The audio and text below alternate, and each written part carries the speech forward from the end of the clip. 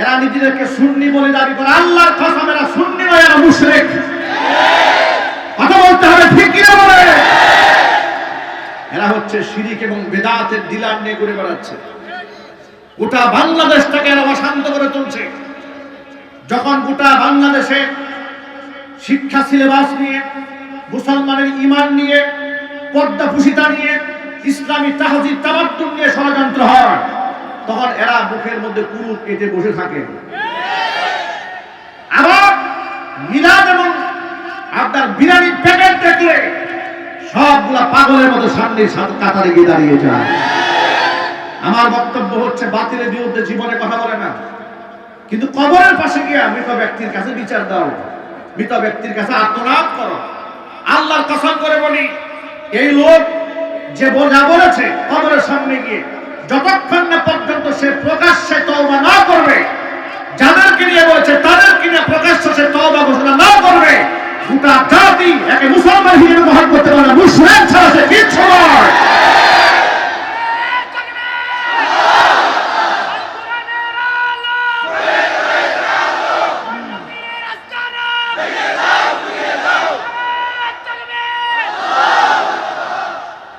এক বাক্যে জবাব দিয়ে বলেন, যিনি কবরে শুয়ে আছেন তিনি আপনাকে দেওয়ার মতো কিছু রাখেন? তার দেওয়ার কোনো ক্ষমতা আছে? যিনি দিবেন তিনি একমাত্র কে? ওরাই গান বানিয়েছে, বাবা তোমার দরবারে কেউ ফিরে না খালি হাতে। নাউযুবিল্লাহি মিন যালিক। পৃথিবীর মধ্যে একমাত্র দরবার আল্লাহর দরবার, যে দরবার থেকে কেউ খালি হাতে ফিরে যায় না। ভণ্ড আক্রোশীর দরবার থেকে এক বক্তা মাইকের সামনে বয়ান করে বলছে, এই দরবারে মুরিদ হইয়া যদি কেউ মারা যায়, কবরে তার কাছে ফেরেশতা সওয়াল জবাব করতে আসবে না। এই ভণ্ডামি জাতির সামনে বছরের পর বছর তারা করে যাচ্ছে। আমরা যখন এই ভণ্ডদের বিরুদ্ধে কথা বলি, আমাদেরকে বলে এগুলো হচ্ছে ওহাবি হুজুর। কথা বলেন ঠিক না? আমাদেরকে বলে আমরা ওলিয়া আউলিয়া বিরোধী হুজুর, আর ওনারা ওলিয়া আউলিয়া পক্ষের হুজুর। 5 ওয়াক্ত নামাজের পরিবর্তে 6 ওয়াক্ত গাঁজা টানে। ঠিক কিনা বলেন? ওলিয়া আউলিয়ারা কি তোমাদেরকে গাঁজা খেতে শিখিয়ে দিয়েছেন? তাহলে তাদের নাম বিক্রি করে ভণ্ডামি করো কেন?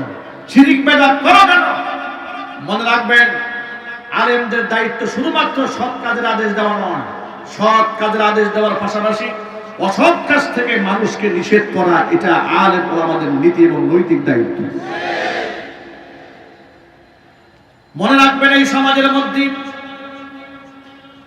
কিছু কিছু আলেমরা মানুষের কাছে, সর্বশ্রেণীর মানুষের কাছে জনপ্রিয় হয়ে থাকে, আবার কিছু কিছু মানুষরা, কিছু কিছু ওলামারা সমাজের বাতিলদের রক্তচক্ষুশূলে পরিণত হয়ে যায়। লুকমান হাকিম মানুষদেরকে যতগুলো বিষয় উপদেশ দিয়েছেন, এমনকি তার নিজের কলিজার টুকরা সন্তানকে যে ভাষায় তিনি নসিহত করেছেন, এই ভাষাগুলোর মধ্যে গুরুত্বপূর্ণ কয়েকটা পাঠ আছে। এই পাঠের মধ্যে একটা অংশ হচ্ছে, ইয়া বুনাইয়া লা তুশরিক বিল্লাহ, হে আমার কলিজার টুকরা ছেলে, তুমি আল্লাহর সাথে শরীক স্থাপন করবে না। কেন করবে না? ইন্না শিরকা লা যুলমুন আযীম, আল্লাহর সাথে শরীক স্থাপন করা এটা বড় মারাত্মক গুনাহ, এটা ভয়াবহ গুনাহ, এটা এমনই গুনাহ নবী করিম সাল্লাল্লাহু আলাইহি সাল্লাম বলেছেন, আলা উনাব্বিউকুম বিআকবারিল কাবাইর, আমি কি তোমাদেরকে কবিরা গুনার মধ্যেও সবচেয়ে জঘন্যতম কবিরা গুনার ব্যাপারে বলে দেব না? সাহাবায়ে কেরাম বলে, নিশ্চয়ই বলে দেবেন। আল্লাহর হাবিব বললেন, আকবারুল কাবাইরি সালাসা, কবিরা গুনার মধ্যে সবচেয়ে নিকৃষ্টতম কবিরা গুনাহ, ভয়াবহ গুনাহ হচ্ছে 3টি। এর মধ্যে 1 নাম্বার হচ্ছে আল ইশরাকু বিল্লাহ, আল্লাহর সাথে শরীক স্থাপন করা। 2 নাম্বার হচ্ছে আল হুকুকুল ওয়ালিদাইনি, পিতামাতার সাথে নাফরমানি করা। 3 নাম্বার হচ্ছে কাউলুজ জুর আও শাহাদাতুজ জুর, মিথ্যা কথা বলা অথবা মিথ্যা সাক্ষ্য প্রদান করা। আর ইশরাকু বিল্লাহ, প্রথমটা হচ্ছে আল্লাহর সাথে শরীক স্থাপন করা। নবী করিম সাল্লাল্লাহু আলাইহি ওয়াসাল্লাম বলেছেন, কিয়ামতের আগে উম্মতে মুহাম্মাদের বিরাট একটা অংশের লোকেরা শিরকের মধ্যে মুবতালা হয়ে যাবে। আজকে বর্তমান সমাজের চিত্র একটু ভালো করে লক্ষ্য করেন। অসংখ্য মুসলমানের সন্তানেরা আজকে খুব মনের আনন্দে পূজা মণ্ডপে গিয়ে মূর্তি পূজারীদের সাথে আনন্দ উদযাপন করছেন। কথা বলেন ঠিক কিনা বলেন? শুধুমাত্র সমাজের কিছু শ্রেণীর লোকেরা যাচ্ছে তা নয়, একেবারে সমাজের এলিট শ্রেণী, এলিট পিপল, একেবারে ফার্স্ট ক্লাস শ্রেণীর লোকেরাও যাচ্ছে। গিয়ে কি বলছে? গিয়ে বলছে রামা রামা কৃষ্ণা কৃষ্ণা। মুসলমান, কুখ্যাত মুসলমান, তিনি বলছেন রামা রামা কৃষ্ণা কৃষ্ণা। এটা বলে এখানটা হয় না, সে বলছে জয় জগন্নাথের জয়। এই কথা বলে এখানটা হয় না, সে বলেছে আজকে থেকে আমরা হিন্দু ভাইদের সাথে একাত্মতা ঘোষণা করলাম। আমি এটা একটা জেনারেল কোশ্চেন, যারা এই সামনে বসে আছে তাদের কাছে এটা হচ্ছে ক্লাস 1 এর প্রশ্ন। আপনারাই জবাব দিয়ে বলেন, যতটুকু ঈমান আপনাদের আছে সেই ঈমান থেকেই বলবেন। কোন মুসলমানের বাচ্চা যদি এমন কথা বলে যে আজকে হিন্দু ভাইদের সাথে আমরা একাত্মতা ঘোষণা করলাম, ওর ঈমান আছে? একটু চিৎকার দিয়ে বলতে হবে, ওর ঈমান আছে? এমন ব্যক্তি যদি শিক্ষা কারিকুলামের গুরু ঠাকুর হয়, তাহলে সেই শিক্ষা যে জাহান্নামে যাবে এটা তো আর ব্যাখ্যা করে বলার দরকার নেই।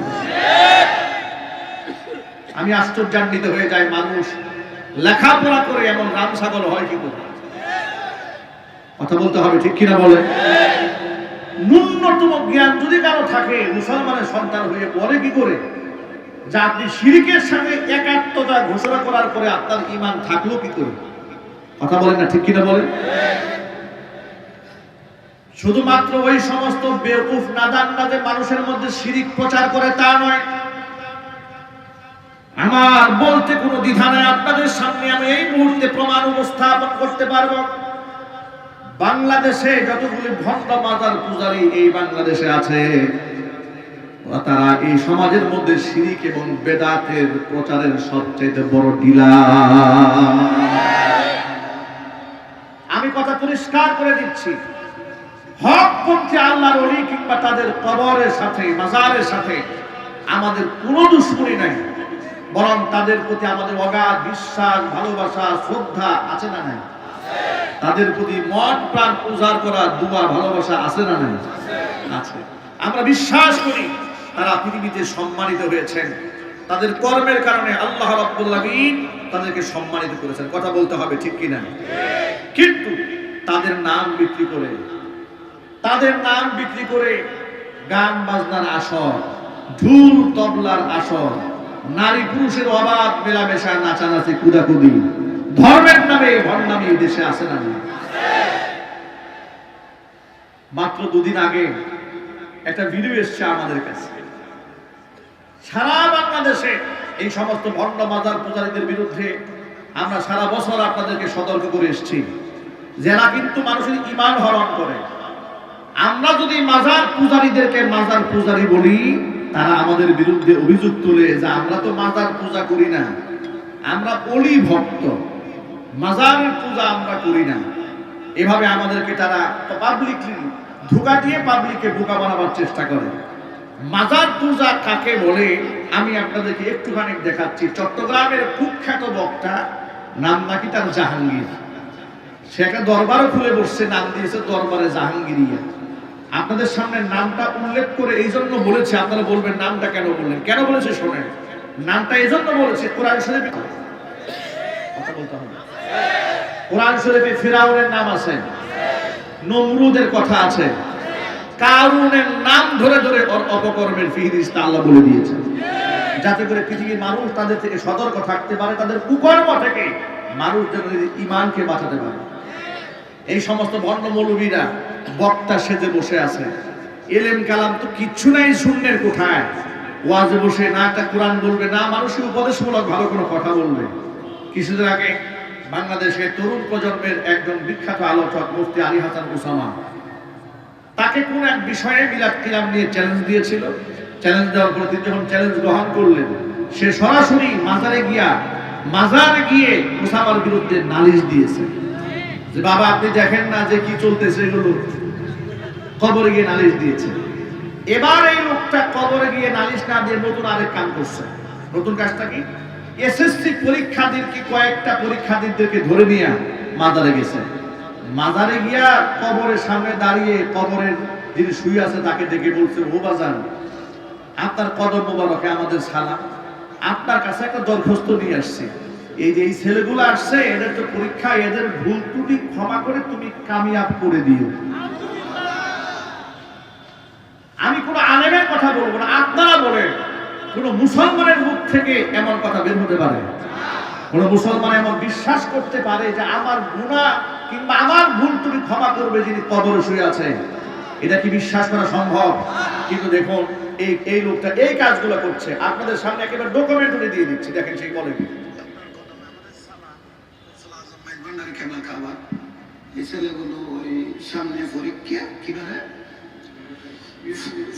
বৃহস্পতিবারে আপনার কাছে দরখাস্ত দেওয়ার জন্য আপনার কাছে এসেছে, ভুল ত্রুটি মার্জনা করে তাদেরকে একটু কামিয়াবি করিও, ইমতিহানে কামিয়াবি, আল্লাহ তাদেরকে কবুল করে।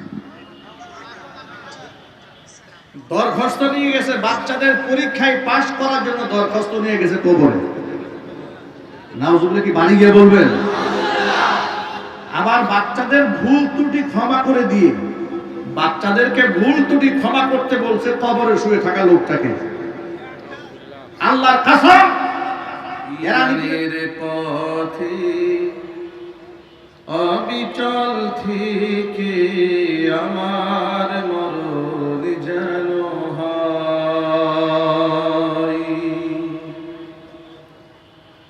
ইমানের পথে অবিচল থেকে আমার মরণ যেন হয়। তোমারই কাছে মিনতি আমার,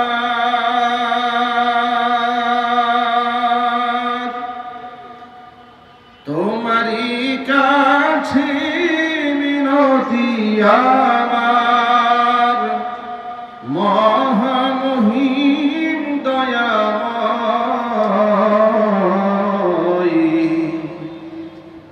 ইমানের পথে অবিচল থেকে আমার মরণ যেন হয়। ইমানের পথে অবিচল থেকে আমার মরণ যেন হয়। সকলেই বলুন আল্লাহুম্মা আমিন। অপরাধ ভাই স্টেজ আওয়াজ দেন তো, মনিটর, স্টেজ মনিটর আওয়াজ, বক্স ভিতরে যেন আমরা আওয়াজ পাই। জি, ভিতরে সাউন্ড বাড়াই না। ঐতিহ্যবাহী ঢাকা মিরপুর 1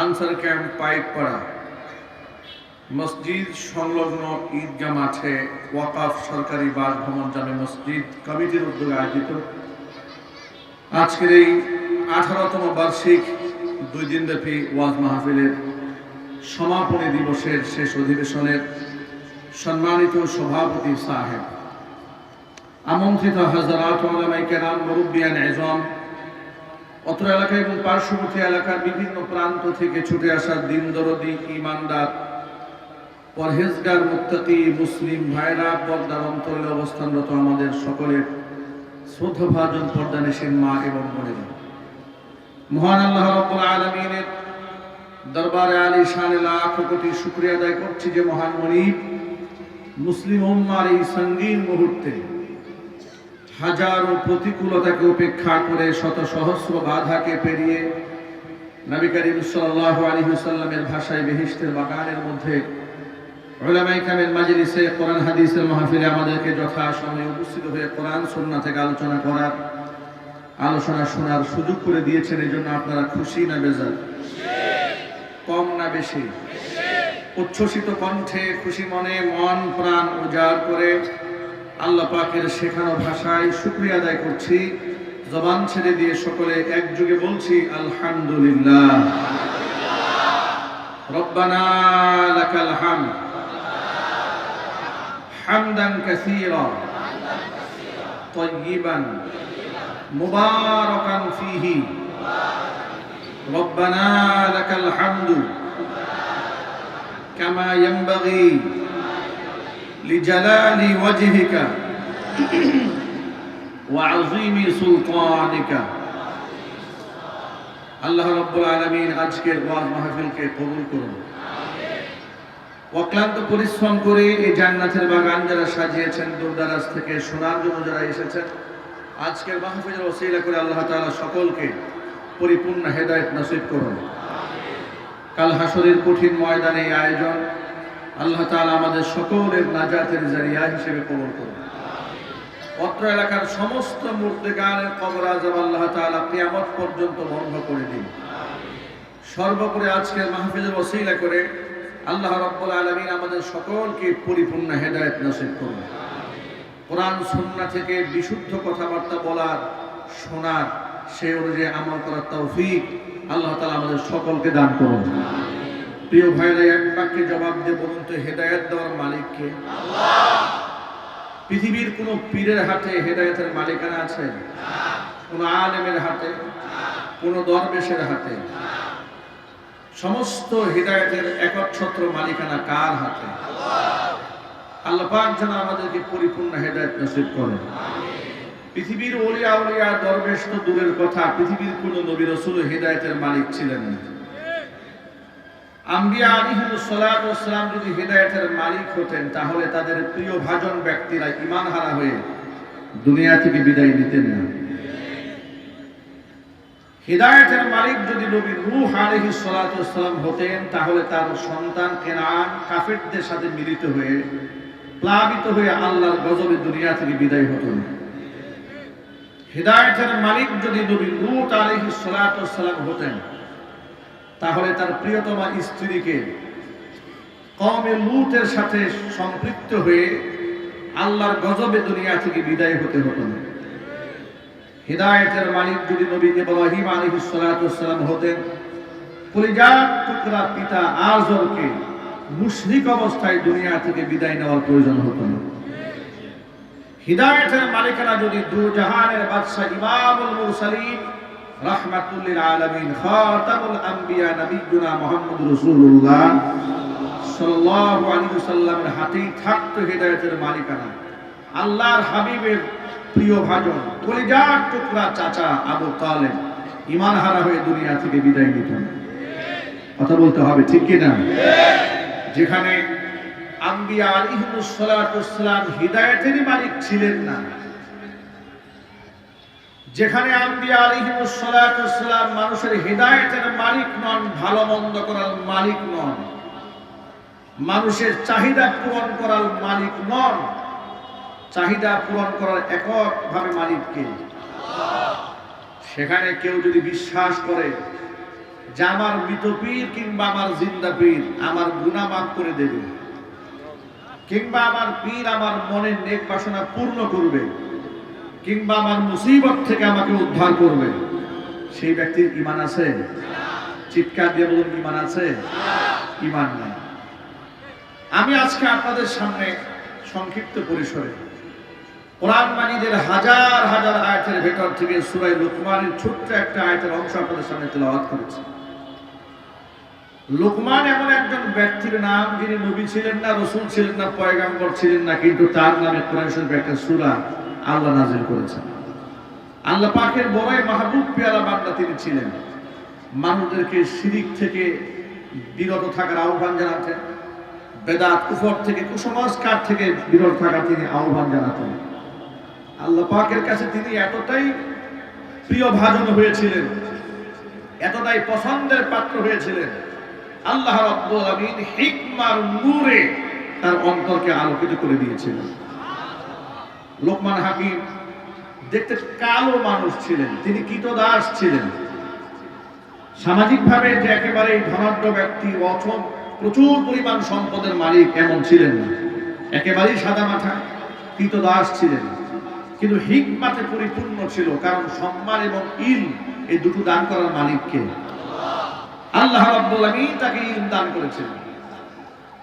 লোকমান হাকিম কীতদাস হওয়ার পরেও ইলমে এবং হিকমাতে পরিপূর্ণ হওয়ার কারণে তিনি যে কথাগুলো বলতেন, তার কথাগুলো শোনার জন্য অজস্র মানুষ ভিড় জমিয়ে বড় প্রান্তরে দাঁড়িয়ে থাকত। লোকমান হাকিম একদিন বক্তৃতা করছিলেন মানুষের সামনে, অসংখ্য লোকেরা দাঁড়িয়ে আছে, মাঝখান থেকে একজন লোক দাঁড়ালেন। বসে বসে যারা বয়ান শুনছিলেন তাদের মাঝখান থেকে জনৈক ব্যক্তি দাঁড়িয়ে বললেন, লোকমান, যদি আপনি আমাকে অভয় দেন, আপনার কাছ থেকে আমি একটা বিষয় নিশ্চিত হতে চাই। লোকমান বললেন, কি বলতে চান? নির্ভয় আপনি বলুন। লোকটা বলল, আপনার মতো দেখতে হুবহু এরকম চেহারা, এমন গায়ের রং একটা লোক ছোটবেলায় আমার সাথে বেশ ভেড়া বকরি মাঠে ময়দানে চড়াতো, আপনার মতোই চেহারা। লোকটা কি আপনি নাকি? লোকমান হাকিম এত বড় হওয়ার পরে তিনি অতীতকে ভুলে গেলেন না, আত্মপরিচয় তিনি ভুলেননি। তিনি বললেন, আল্লাহর বান্দা, যে লোকটা ছোটবেলায় তোমার সাথে মেষ পালন করতো, ভেড়া বকরি দুম্বা ময়দানে চড়াতো, আমি সেই লোকমান। অবাক বিস্ময়ে তিনি বললেন, লোকমান, আমি যে রাখাল ছিলাম আজও সেই রাখালই আছি, কিন্তু আপনি রাখাল থেকে আজকে হাকিম হয়ে গেলেন।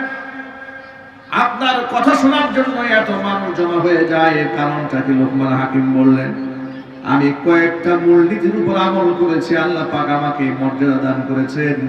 তুমিও যদি ওই মূলনীতির উপর আমল করো, আল্লাহ পাক তোমাকেও লোকমান হাকিম বানিয়ে দিবে।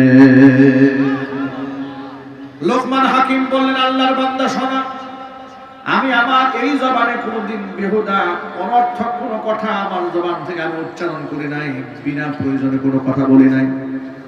যা বলেছি প্রয়োজনে কথা বলেছি, কখনো মিথ্যা কথা বলি নাই, না হক বলি নাই। আল্লাহ পাক আমার এই জবানের এমন মর্যাদা দান করে দিয়েছেন, এই জবান থেকে সূক্ষ্ম সূক্ষ্ম কথাগুলো বের হয়ে যায়, আর সে কথাগুলো শোনার জন্য আরব জাহান সহ গোটা দুনিয়ার মানুষগুলো পাগল করা হয়ে যায়। শুধু তাই নয়, একদিক থেকে আমি আমার জবানের হেফাজত করেছি, দুদিক থেকে আমি আমার চোখের হেফাজত করেছি। 3 নম্বরে, আমি কোনদিন আমার মেহমানকে অমর্যাদা করি নাই। চিল্লাইবেন আল্লাহু আকবার। যুবকেরা, চোখের হেফাজত আমাদের করতে হবে। আমরা বলি ইনশাআল্লাহ। জবানের হেফাজত করতে হবে। আল্লাহ যেন কবুল করেন, জোরে করেন আমিন। লোকমান হাকিমের মুনিব তিনি বুঝতে পারলেন লোকমান হাকিমের চাল চলন দেখে যে লোকটা খুব জ্ঞানী। তার জ্ঞানের গভীরতাকে যাচাই করার জন্য তিনি একটা কৌশল অবলম্বন করলেন। লোকমানকে ডেকে বললেন, লোকমান, তুমি আজকে একটা খাসি জবাই করবে। খাসি জবাই করে ওই খাসির সর্ব উৎকৃষ্ট 2টা অঙ্গ কেটে আমার সামনে হাজির করবে। লোকমান হাকিম খাসি জবাই করলেন। খাসি জবাই করে ওই খাসির সবচেয়ে দামি 2টা অংশ কেটে মনিবের সামনে হাজির করলেন। মনিব তাকায় দেখে খাসির জিহ্বা আর তার হার্ট, তার কাল, হৃৎপিণ্ডটা কেটে লোকমান হাকিম মনিবের সামনে দিয়ে দিয়েছেন।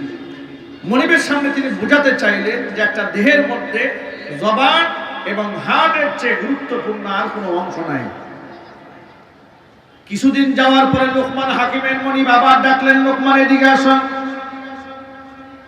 আজকে তুমি আরেকটা খাসি জবাই করবে। ওই খাসি জবাই করে খাসির সবচাইতে নিকৃষ্ট 2টা অংশ কেটে আমার সামনে আজকে হাজির করবে। লোকমান হাকিম এবার খাসি জবাই করলেন। খাসি জবাই করে তিনি এবার 2টা অঙ্গ, নিকৃষ্ট অঙ্গ 2টা কেটে মনিবের সামনে হাজির করে দিয়েছেন। মনিব এবার তাকায় দেখে সর্ব উৎকৃষ্ট অঙ্গ কাটা কথা বলার পরে তিনি যেই 2টা অঙ্গ কেটে নিয়ে এসেছিলেন, এবার সর্বনিকৃষ্ট অঙ্গ কথা বলার পরেও তিনি সেই অঙ্গই 2টা নিয়ে এসেছেন। লোকমান হাকিমের মনিব জিজ্ঞেস করলেন, ব্যাপারটা কি লোকমান? সবচেয়ে ভালো অঙ্গ আনতে বলেছিলাম, তুমি জিহ্বা আর হৃৎপিণ্ড কেটে নিয়ে আসছিলা। সবচেয়ে খারাপ অঙ্গ কেটে আনতে বললাম, তুমি আবারও জিহ্বা এবং হৃৎপিণ্ড কেটে আনলে, কারণটা কি? লোকমান হাকিম মনিবকে জবাব দিয়ে বলছেন, মনিব, একটা দেহের মধ্যে সবচেয়ে গুরুত্বপূর্ণ অঙ্গ হচ্ছে জিহ্বা এবং কাল। কোন দেহ যদি ভালো হয়, উৎকৃষ্ট মানের হয়, গোটা দেহের মধ্যে কাল এবং জবানের চেয়ে দামি সম্পদ আর থাকে না।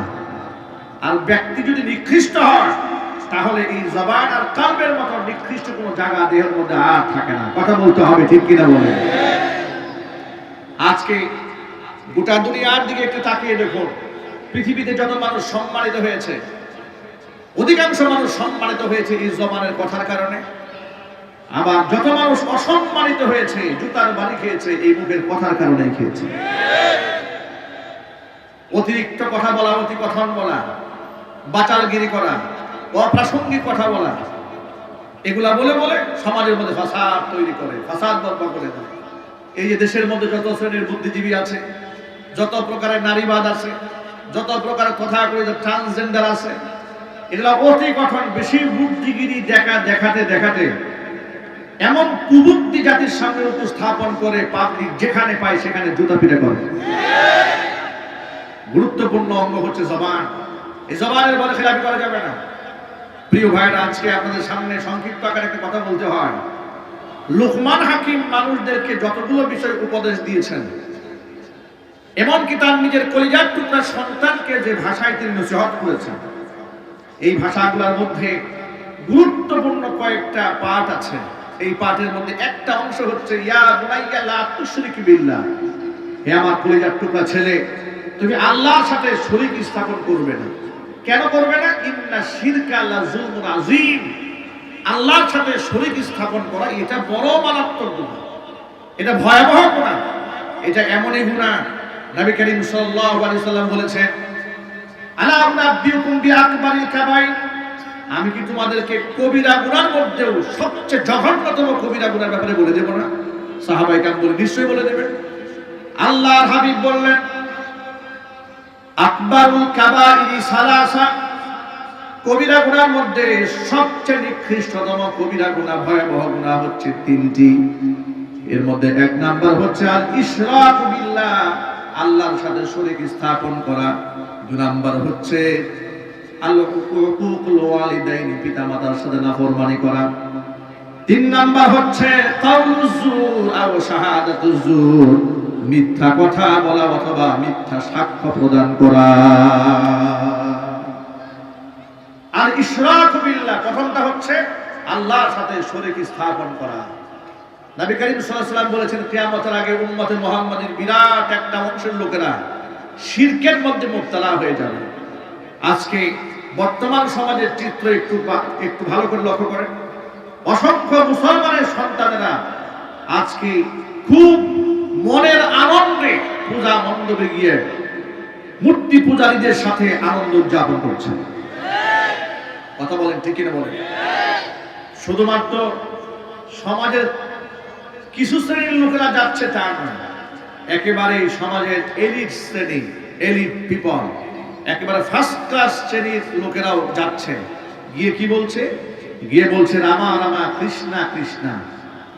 মুসলমান, কুখ্যাত মুসলমান, তিনি বলছেন রামা রামা কৃষ্ণা কৃষ্ণা। এটা বলে এখানটা হয় না, সে বলছে জয় জগন্নাথের জয়। এই কথা বলে এখানটা হয় না, সে বলেছে আজকে থেকে আমরা হিন্দু ভাইদের সাথে একাত্মতা ঘোষণা করলাম। আমি এটা একটা জেনারেল কোশ্চেন, যারা এই সামনে বসে আছে তাদের কাছে এটা হচ্ছে ক্লাস 1 এর প্রশ্ন। আপনারাই জবাব দিয়ে বলেন, যতটুকু ঈমান আপনাদের আছে সেই ঈমান থেকেই বলবেন। কোন মুসলমানের বাচ্চা যদি এমন কথা বলে যে আজকে হিন্দু ভাইদের সাথে আমরা একাত্মতা ঘোষণা করলাম, ওর ঈমান আছে? একটু চিৎকার দিয়ে বলতে হবে, ওর ঈমান আছে? এমন ব্যক্তি যদি শিক্ষা কারিকুলামের গুরু ঠাকুর হয়, তাহলে সেই শিক্ষা যে জাহান্নামে যাবে এটা তো আর ব্যাখ্যা করে বলার দরকার নেই। আমি আশ্চর্যান্বিত হয়ে যাই, মানুষ লেখাপড়া করে এমন রামসাগর হয় কি করে? কথা বলতে হবে, ঠিক কিনা বলে? ন্যূনতম জ্ঞান যদি কারো থাকে, মুসলমানের সন্তান হয়ে বলে কি করে যে আপনি শিরকের সাথে একাত্মতা ঘোষণা করার পরে আপনার ঈমান থাকলো কি করে? কথা বলেন না, ঠিক কিনা বলেন? শুধুমাত্র ওই সমস্ত বেওকুফ নাদানরা যে মানুষের মধ্যে শিরিক প্রচার করে তা নয়। আমার বলতে কোনো দ্বিধা নাই, আপনাদের সামনে আমি এই মুহূর্তে প্রমাণ উপস্থাপন করতে পারবো। বাংলাদেশে যতগুলি ভণ্ড মাজার পূজারী এই বাংলাদেশে আছে, তারা এই সমাজের মধ্যে শিরিক এবং বেদাতের প্রচারের সবচেয়ে বড় ডিলার।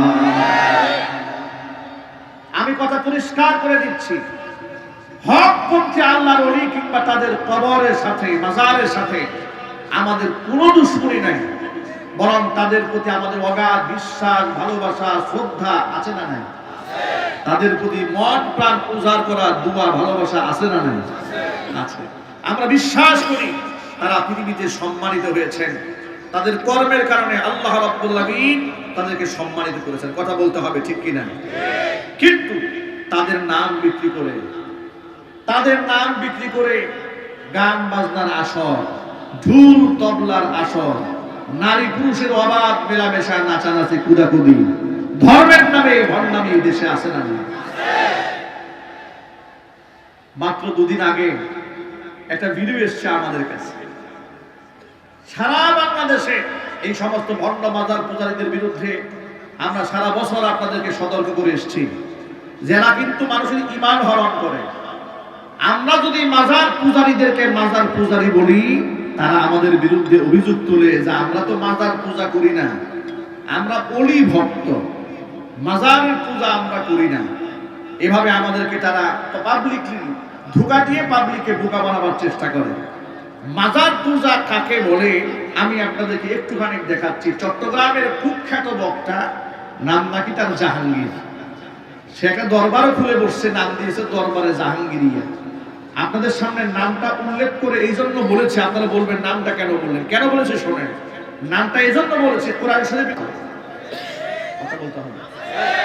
কোরআন শরীফে ফিরাউনের নাম আছে, নমরুদের কথা আছে, কারুনের নাম ধরে ধরে অপকর্মের ফিহরিস্ত আল্লাহ বলে দিয়েছে, যাতে করে পৃথিবীর মানুষ তাদের থেকে সতর্ক থাকতে পারে, তাদের কুকর্ম থেকে মানুষ যেন ঈমানকে বাঁচাতে পারে। এই সমস্ত ভণ্ড মৌলবীরা বক্তা সেজে বসে আছে, এলেম কালাম তো কিচ্ছু নাই, শূন্যের কোঠায় ওয়াজে বসে না একটা কোরআন বলবে, না মানুষের উপদেশমূলক ভালো কোনো কথা বলবে। কিছুদিন আগে বাংলাদেশের তরুণ প্রজন্মের একজন বিখ্যাত আলোচক মুফতি আলী হাসান ওসামা, তাকে কোন এক বিষয়ে মিলাদ কিরাম নিয়ে চ্যালেঞ্জ দিয়েছিল। চ্যালেঞ্জ দেওয়ার পর তিনি যখন চ্যালেঞ্জ গ্রহণ করলেন, সে সরাসরি মাজারে গিয়ে ওসামার বিরুদ্ধে নালিশ দিয়েছে যে বাবা আপনি দেখেন না যে কি চলতেছে, এগুলো কবরে গিয়ে নালিশ দিয়েছে। এবার এই লোকটা কবরে গিয়ে নালিশ না দিয়ে নতুন আরেক কাম করছে। নতুন কাজটা কি? এসএসসি পরীক্ষার্থীকে কয়েকটা পরীক্ষার্থীদেরকে ধরে নিয়ে মাজারে গেছে। মাজারে গিয়া কবরের সামনে দাঁড়িয়ে কবরের যিনি শুয়ে আছে তাকে ডেকে বলছে, ও বাজান আপনার কদম মোবারকে আমাদের সালাম, আপনার কাছে একটা দরখাস্ত নিয়ে আসছি। এই যে এই ছেলেগুলো আসছে, এদের তো পরীক্ষা, এদের ভুল ত্রুটি ক্ষমা করে তুমি কামিয়াব করে দিও। আমি কোন আলেমের কথা বলবো না, আপনারা বলেন কোন মুসলমানের মুখ থেকে এমন কথা বের হতে পারে? কোন মুসলমান এমন বিশ্বাস করতে পারে যে আমার গুনাহ কিংবা আমার ভুল ত্রুটি ক্ষমা করবে যিনি কবরে শুয়ে আছে? এটা কি বিশ্বাস করা সম্ভব? কিন্তু দেখুন এই লোকটা এই কাজগুলো করছে, আপনাদের সামনে একেবারে ডকুমেন্টারি দিয়ে দিচ্ছি, দেখেন সেই বলে কি।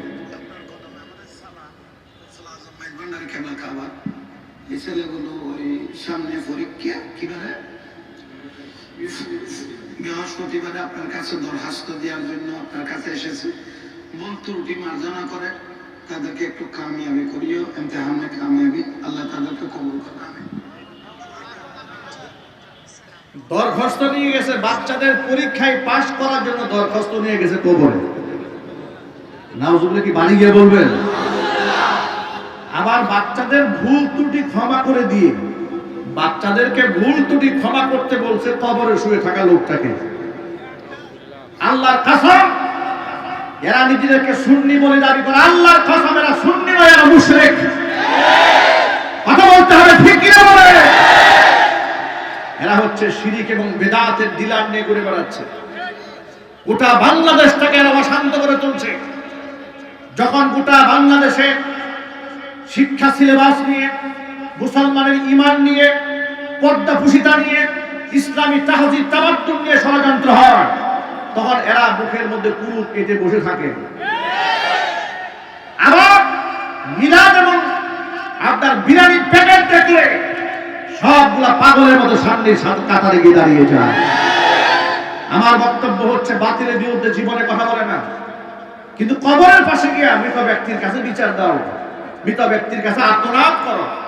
আল্লাহর কসম করে বলি, এই লোক যে যা বলেছে কবরের সামনে গিয়ে, যতক্ষণ না পর্যন্ত সে প্রকাশ্যে তওবা না করবে, যাদেরকে নিয়ে বলেছে তাদেরকে নিয়ে প্রকাশ্যে সে তওবা ঘোষণা না করবে, গোটা জাতি একে মুসলমান হিসেবে গ্রহণ করতে পারে না। মুশরিক ছাড়া সে কিচ্ছু নয়।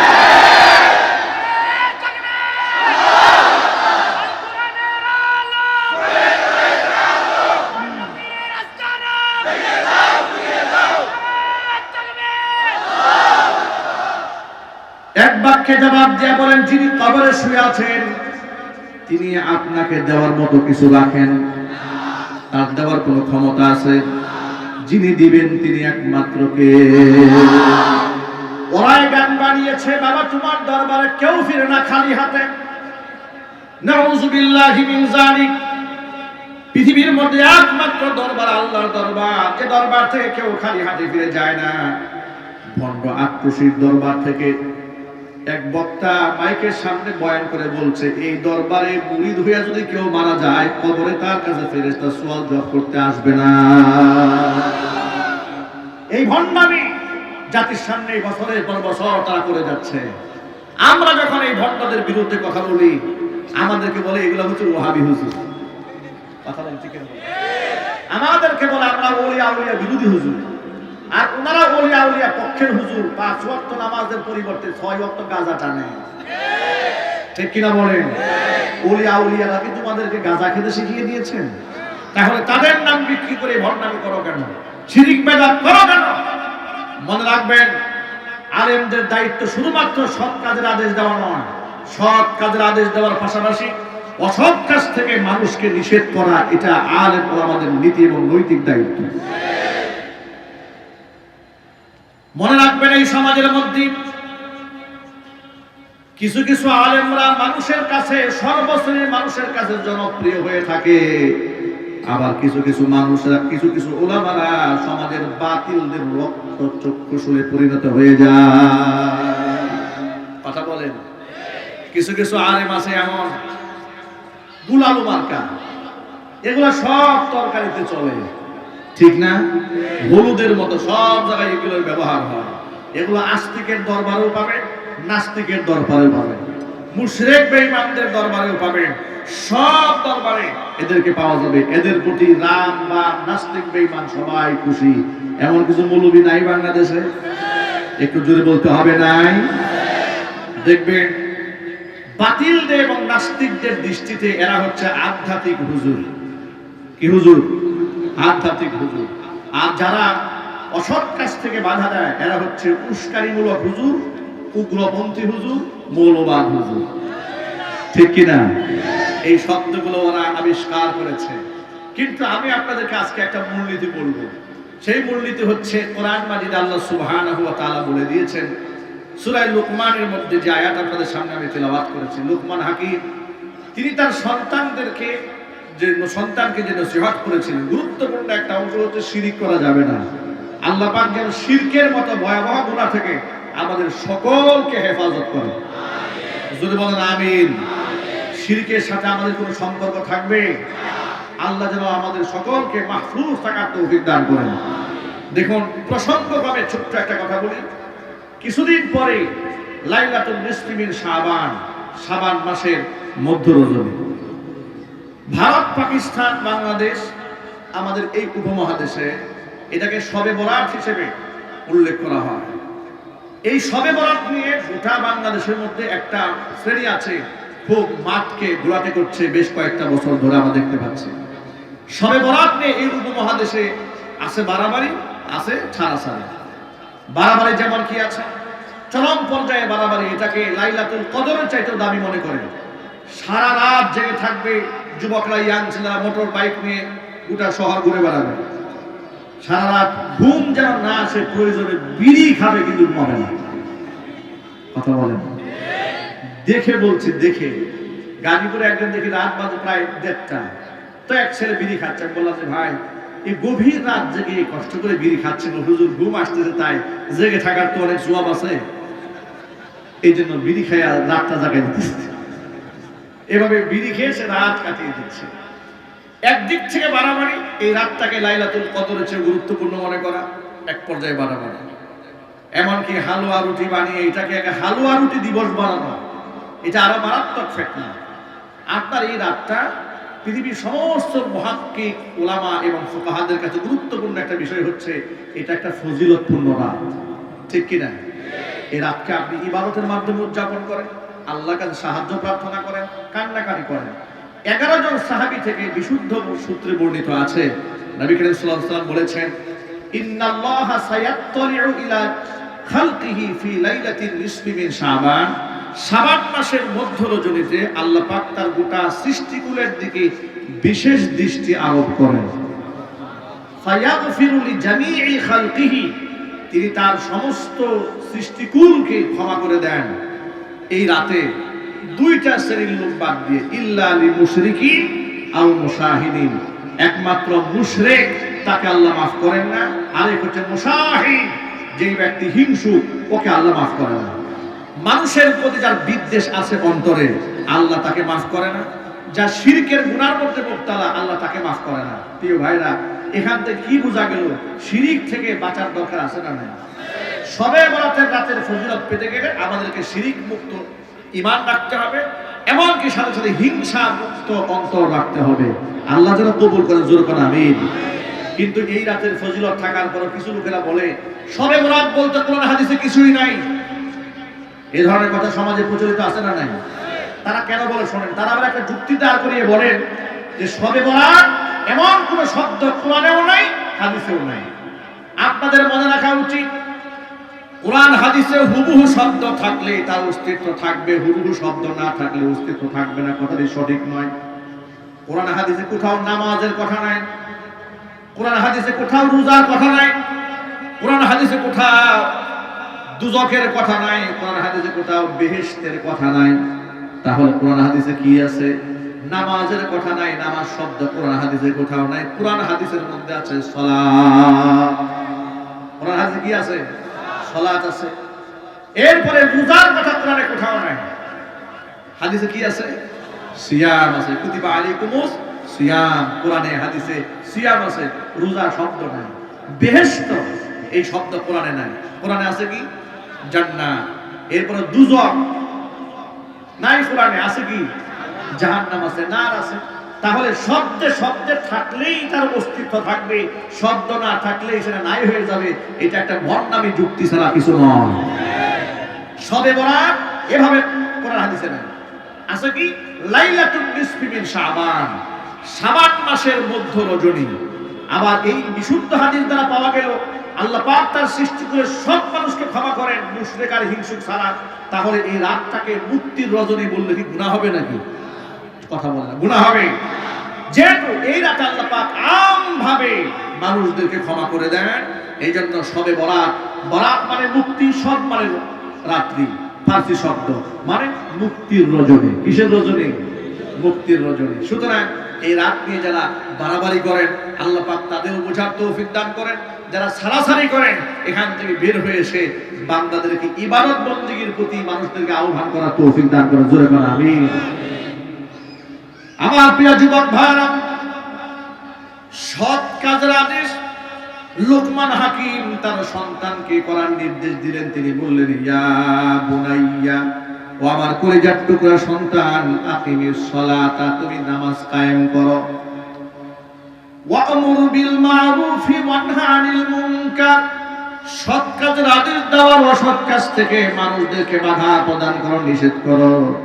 ওয়াসবির আলা মা আসাবাক, এমনকি তোমার জীবনে যত বিপদ আসবে তুমি ধৈর্য ধারণ করবে। ইন্না যালিকা মিন আজমিল উমুর, কাজটি অত্যন্ত সাহসিকতার কাজ।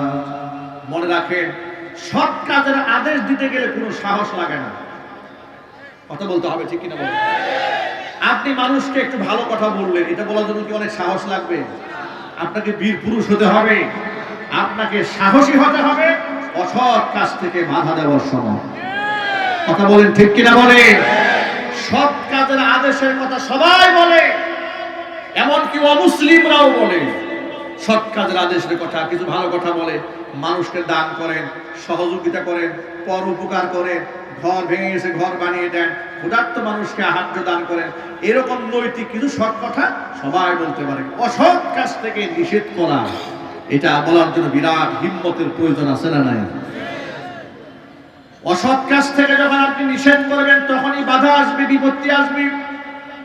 শুধুমাত্র সৎ কাজের আদেশ দিলে আপনার কিয়ামত পর্যন্ত না, আপনার মৃত্যু পর্যন্ত আপনার জীবনে কোনো শত্রু তৈরি হবে না। আপনি যখনই অসৎ কাজ থেকে বাধা হয়ে দাঁড়াবেন, যখন আপনি দেখবেন রাস্তার মোড়ের মধ্যে মূর্তি বানায় দেওয়া হচ্ছে, আপনি যখন বলবেন মুসলমানের জমিনে মুক্তি এলাও হবে না, তখনই আপনার বিরুদ্ধে শত্রু দাঁড়ায় যাবে। যখন আপনি বলবেন মুসলমানের বাচ্চাদের হাতে বইয়ের সিলেবাস দেওয়া হয়েছে, বইয়ের পাতায় মুসলমানদের ধর্মীয় বইয়ে মূর্তির ছবি বরদাস্ত করা হবে না, কথা বলতে হবে ঠিক কিনা বলেন? যখন আপনি বলবেন ট্রান্সজেন্ডার একটা কুফরি মতবাদ, শরীফ থেকে শরীফা হওয়ার গল্প গোটা জাতিকে ধ্বংসের দ্বার প্রান্তে পৌঁছে দেবে, তখনই সমাজ আপনার শত্রু হয়ে যাবে। দেখেছেন না প্রফেসর আসিফ মাহতাব, সে এইভাবে করে পৃষ্ঠা ছিঁড়ে ফেলেছে, এইভাবে করে ছেড়ার পরে কি হয়েছে, গোটা বাংলাদেশে বুদ্ধিজীবীদের কলিজার মধ্যে আগুন লেগে গেছে। প্রফেসর ইন্ডিপেন্ডেন্ট ইউনিভার্সিটির প্রফেসর অধ্যাপক সরওয়ার সাহেব, তিনি একটি জাতীয় সেমিনারে বলেছিলেন, জানি সমকামিতার বিরুদ্ধে, ট্রান্সজেন্ডারের বিরুদ্ধে কথা বলার কারণে আমি এখন জীবন নিয়ে হুমকিতে আছি, আমাকে মৌলবাদ আখ্যা দেওয়া হয়েছে, আমি এখন একা হয়ে গেছি। আমি প্রফেসর আসিফ মাহতা এবং প্রফেসর সরওয়ার সাহেবকে বলবো, ডক্টর সরওয়ার সাহেবকে বলবো, কোরআনে কারিমের মাহফিল থেকে ট্রান্সজেন্ডারের মতো একটি অভিশপ্ত, একটা জাতি বিধ্বংসী, একটি কুফরি মতাদর্শের বিরুদ্ধে আপনারা ভূমিকা পালন করে আপনারা একাকী হন নাই, আপনারা নিজেকে একা মনে করবেন না, গোটা পৃথিবীর 250 কোটি মুসলমান আপনাদের সাথে আছে। সুতরাং শোনেন, ট্রান্সজেন্ডার মতবাদের বিরুদ্ধে যারা কথা বলবে, ইসলামের সপক্ষে যারা ভূমিকা রাখবে, পর্দা পুশিদার পক্ষে যারা বলিষ্ঠ ভূমিকা পালন করবে, তাদের বিরুদ্ধে যদি কোনো ষড়যন্ত্র হয়, সেই ষড়যন্ত্রের বীজ দাঁতকে ভেঙে দেওয়ার জন্য যদি রাজপথে ঝাঁপিয়ে পড়তে হয়, দল বুঝি না, মত বুঝি না, একমাত্র কোরআনের আশেক যারা, রাসূলের আশেক যারা, কিয়ামতের দিন রাসূলের সুপারিশ যারা চায়, আলেমদের হাতে হাত রেখে কাঁধে কাঁধ মিলিয়ে দল মত নির্বিশেষে রাজপথে ঝাঁপিয়ে পড়তে হবে, বাধ্য হবে, রাজি আছেন যারা, দুহাত দেখতে চায়।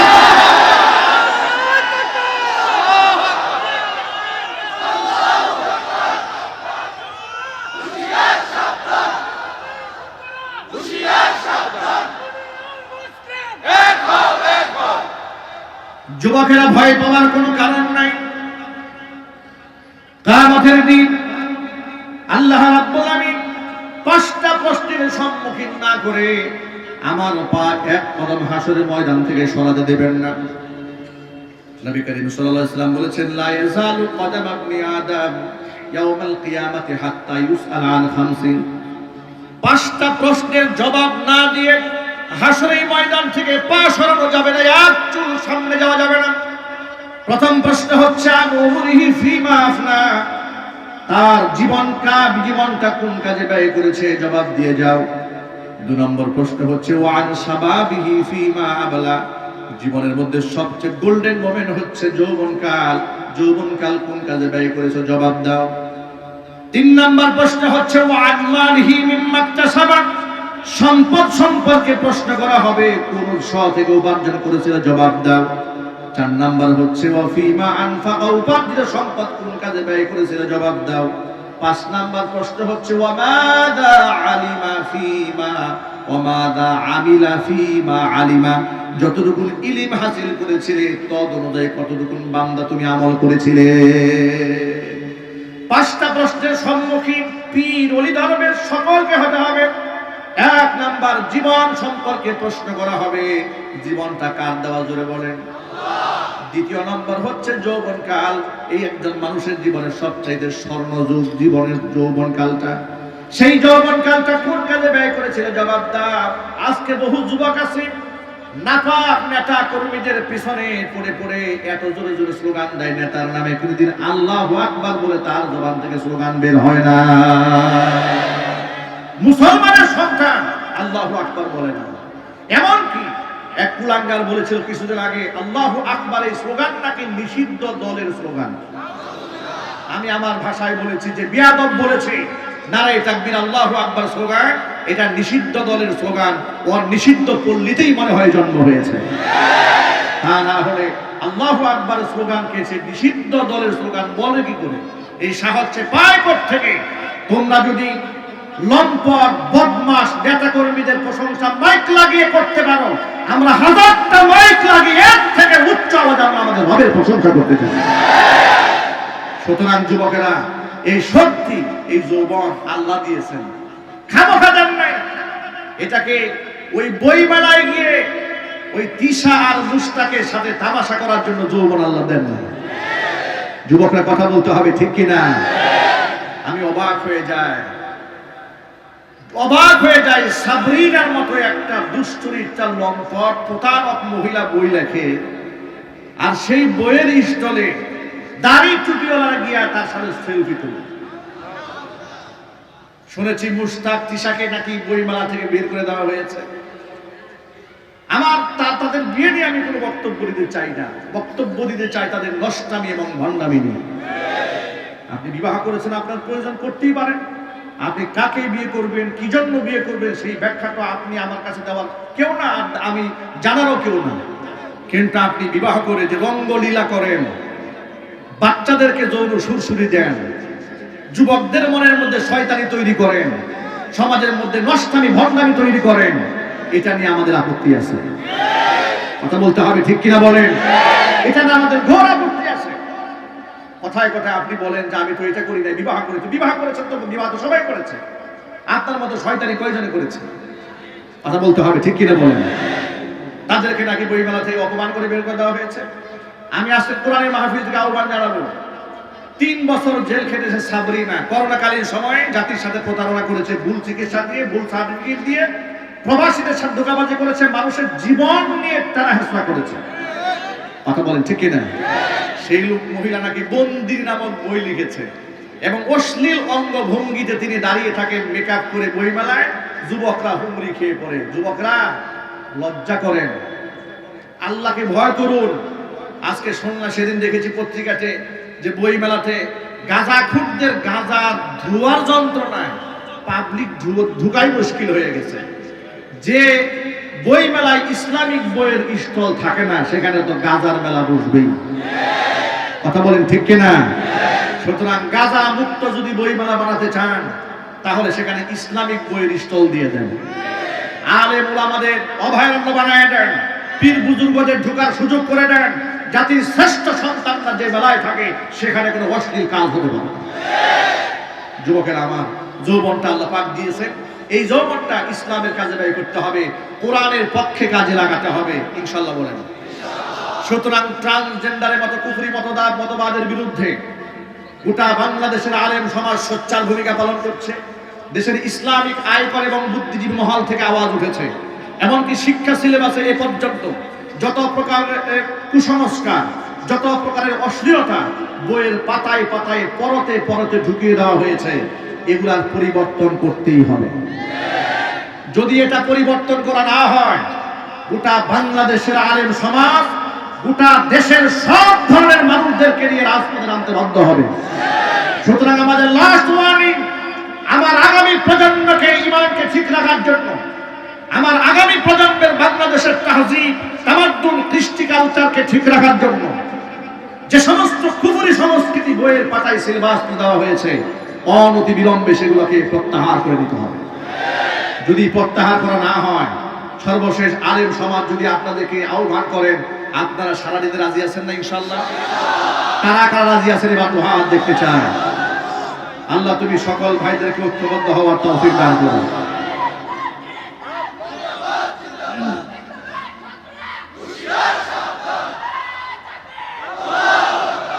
আল্লাহ রাব্বুল আলামিন যেন আমাদের সকলকে কথাগুলো বোঝার তৌফিক দান করেন। মনে রাখবেন, সৎ কাজের আদেশ করার পাশাপাশি অসৎ কাজ থেকে নিষেধ করারও দরকার আছে। আর অসৎ কাজ থেকে নিষেধ করলেই মানুষ শত্রু হয়, ঘাবড়ে যাওয়ার কোনো কারণ নাই। কোরআন বলে দিয়েছে, ওয়াসবির আলা মা সাবাক, বিপদ আসলে ধৈর্য ধারণ করবে, ইন্না যালিকা মিন আজমিল উমুর, এই কাজটি বড় সাহসিকতার কাজ। আল্লাহ রাব্বুল আলামিন আমাদেরকে সাহসী ইমানদার হওয়ার তৌফিক দান করেন। নবী করিম সাল্লাল্লাহু আলাইহি ওয়াসাল্লাম বলেছেন, আল মুমিনু দাঈফ আল মুমিনুল কাবিয়্যু খায়রুম মিনাল মুমিনিদ দাঈফ। আল্লাহ রাব্বুল আলামিনের কাছে দুর্বল ইমানদারের চাইতে শক্তিশালী ইমানদার অনেক বেশি প্রিয়। সুতরাং আমরা কি দুর্বল ঈমান নিয়ে থাকতে চাই? নাকি ঈমানকে শক্তিশালী করতে চায়?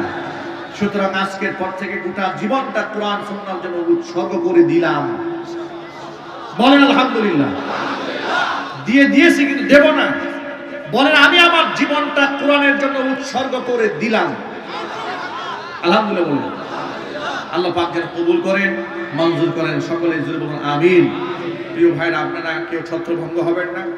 আজকে শেষ আলোচক বিদগ্ধ আলেমী গবেষক, গোটা বাংলাদেশের পরিচিত মুখ ডক্টর মুফতি এনায়েতুল্লাহ আব্বাসী ও সিদ্দিকী হাফিজাহুল্লাহ পীর সাহেব জৌনপুরি, তিনি কিছুক্ষণের মধ্যে স্টেজে বসে উপস্থিত হবেন। আমি আসলে আরেকটু লম্বা সময় কথা টেনে নিয়ে যেতে পারতাম। আমার এই আজকের মাহফিল এখানে ট্রানজিট প্রোগ্রাম। আমার আরেক নেক্সট প্রোগ্রাম হচ্ছে গাজীপুর কাশিমপুর কেন্দ্রীয় কারাগারের সাথে। তো ওখানে এতগুলো লোক আমার জন্য বসে আছে। আমি যদি সেখানে ঠিক মতো বসতে না পারি, এখান থেকে একজন আলোচক আসবে আর আমি ওখানকার শেষ আলোচক। আমি না থাকলে গোটা দেশের মধ্যে মারামারি লেগে যাবে। সুতরাং আমি আপনাদেরকে আহ্বান জানাচ্ছি যে আপনারা একটু বিনীতভাবে এখানে বসে থাকবেন। এখানে হয়তো পরবর্তী যে কোনো আলোচক সংক্ষিপ্ত আপনাদের সামনে কথা বলবেন, ইতিমধ্যেই তিনি চলে আসবেন ইনশাআল্লাহ। যে কথাগুলো আপনাদের সামনে উপস্থাপন করেছি, সবার আগে আল্লাহ তাআলা আমাকে, আমার ভাইদেরকে, মা বোনদেরকে সকলকে আমল করার তৌফিক দান করুন। আমিন। ওয়া আখিরু দাওয়ানা আলহামদুলিল্লাহি রাব্বিল আলামিন। হ্যাঁ, একটা কলি আজান। আল্লাহু আকবার, আল্লাহু আকবার, আল্লাহু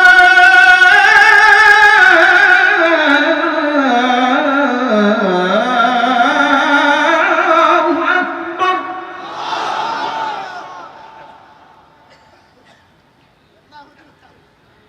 আশহাদু আল্লা ইলাহা ইল্লাল্লাহ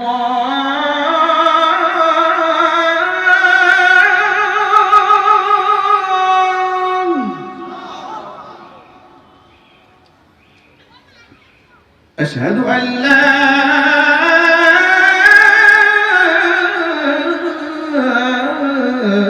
إله إلا